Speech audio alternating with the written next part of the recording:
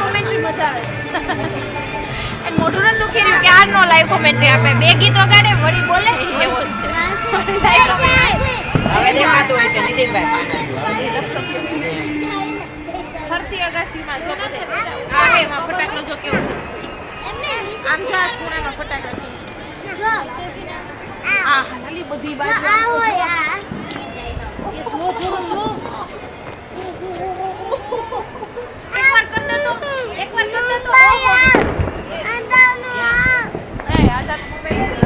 મુંબઈ આમ જો ફટાકડા કેવા ફૂટે છે આ બાજુ